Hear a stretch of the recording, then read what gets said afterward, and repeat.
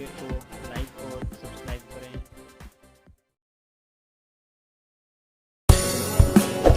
Hello दोस्तों, स्वागत है आपका हमारे यूट्यूब चैनल नेक्स्ट टारगेट पे। दोस्तों, आज हम बात करते हैं हाल ही करंट अफेयर्स के बारे में। और हमारा जो करंट अफेयर्स है वह भारतीय सेना ने कैम्ब्रियन पेट्रोल अभ्यास 2021 में स्वर्ण पदक जीता। तो दोस्तों, हम इस वीडियो में हर एक टॉपिक को लेकर अच्छी तरह से समझेंगे। अगर कोई देश आता है तो उसे मैप में जाकर देखेंगे ताकि हमें अच्छी तरह से याद हो जाए।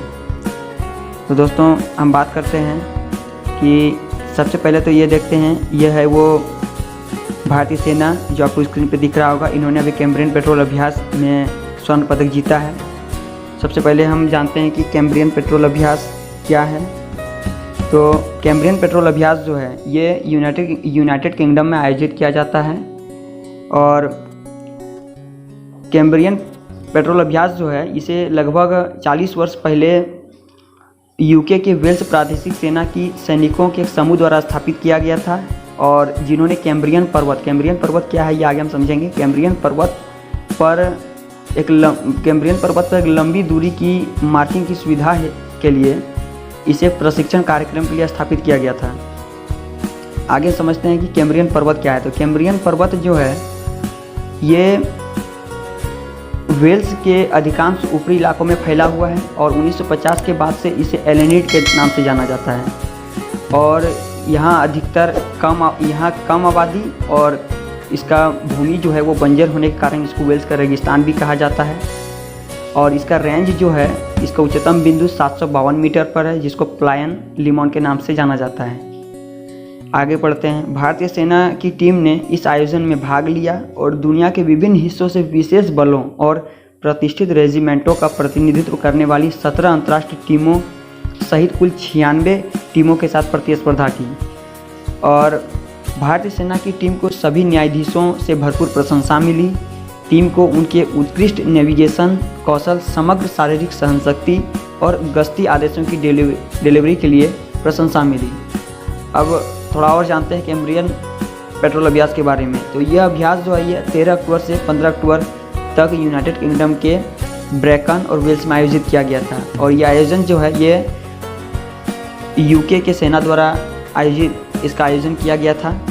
इसे मानवीय सहनशक्ति और टीम भावना की अंतिम परीक्षा माना जाता है। इसे कभी कभी दुनिया की सेनाओं के बीच सैन्य गश्त के ओलंपिक यानी ओलंपिक ऑफ मिलिट्री पेट्रोलिंग के रूप में भी जाना जाता है। अब यहाँ एक कंट्री आया हुआ था कि यूके के बारे में।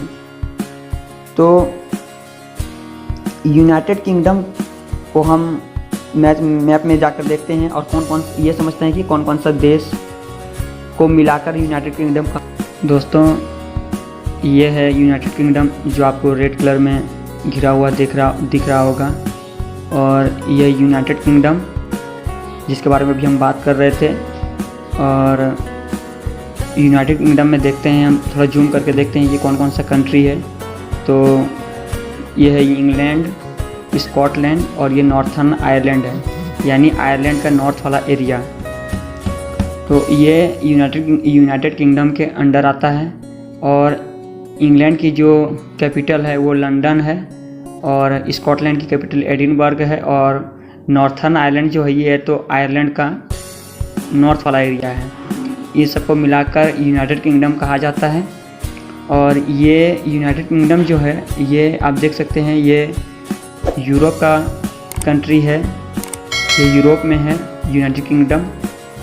और इसके अंदर स्कॉटलैंड, इंग्लैंड और नॉर्थर्न आयरलैंड आता है। दोस्तों, आपको समझ में आ गया होगा कि यूनाइटेड किंगडम कहाँ है। दोस्तों, अब आगे हम बात करते हैं कि राहुल द्रविड़ बने टीम इंडिया के मुख्य कोच। यानी राहुल द्रविड़ को टीम इंडिया के मुख्य कोच बनाने की घोषणा की गई है। और अब वह रवि शास्त्री की जगह लेंगे।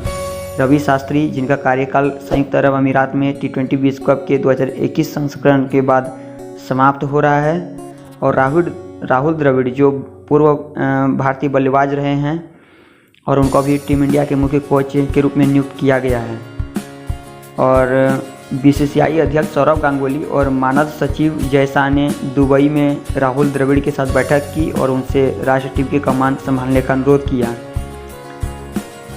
और उनको 2 साल के अनुबंध पर रखा गया है और वह INR 10 करोड़ का वेतन प्राप्त करेंगे। और गेंदबाज कोच जो है वो लेफ्टिनेंट पारस महाम्बरे को नियुक्त किया गया है और वो भरत अरुण की जगह लेंगे। और बल्लेबाज कोच जो है वो विक्रम राठौर ही बने रहेंगे, लेकिन फील्डिंग कोच यानी क्षेत्ररक्षण कोच जो है वो R श्रीधर की जगह किसे लेना चाहिए इस पर अभी फैसला नहीं किया गया है। दोस्तों अब आगे बात करते हैं। अंतरिक्ष में पहली फिल्म फिल्माने के बाद रूसी टीम पृथ्वी पर वापस आई।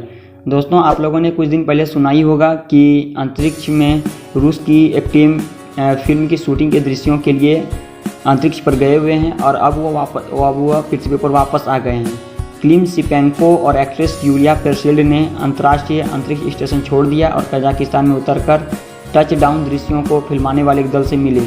दोस्तों ये जो फिल्म है द चैलेंज, इसकी शूटिंग के लिए रूसियन फिल्म डायरेक्टर जो है वो क्लिम शिपेंको वो और एक्ट्रेस यूलिया पेरसिल्ड अंतर्राष्ट्रीय अंतरिक्ष स्टेशन गए हुए थे और अब वो पृथ्वी पर वापस आ गए हैं। दोस्तों आपको स्क्रीन पर दिख रहा होगा यही है वो टीम जो फिल्म की शूटिंग के लिए अंतरिक्ष पर गए हुए थे। अब थोड़ा हम ISS के बारे में जान लेते हैं, यानी अंतर्राष्ट्रीय अंतरिक्ष स्टेशन के बारे में। तो ISS जो है ये एक बाहरी अंतरिक्ष में एक शोध स्थल है जो पृथ्वी के निकटवर्ती कक्षा में स्थापित किया गया है और ये अब तक का मानव निर्मित द्वारा बनाया गया सबसे बड़ा सेटेलाइट है। दोस्तों अब आगे चलते हैं। टॉम क्रूज के साथ फिल्म अपनी तरह की अंतरिक्ष दौड़ में है। वह स्पष्ट रूप से नासा और एलन मस्क के स्पेस एक्स से जुड़े एक हॉलीवुड फिल्मांकन इन स्पेस प्रोजेक्ट का हिस्सा है। दोस्तों एलन मस्क जो है वो इनको आप जानते ही होंगे, ये दुनिया के सबसे अमीर व्यक्ति हैं और स्पेस एक्स इन्हीं का है। दोस्तों अब आगे चलते हैं। फिल्म निर्माताओं ने इस महीने की शुरुआत में कजाकिस्तान में रूस द्वारा पट्टे पर दिए गए बैकोनूर कॉस्मोड्रोम से विस्फोट किया था और अनुभवी अंतरिक्ष यात्री जो है एंटोन स्कापलेरोव के साथ ISS की यात्रा द चैलेंज के फिल्म दृश्यों के लिए थी।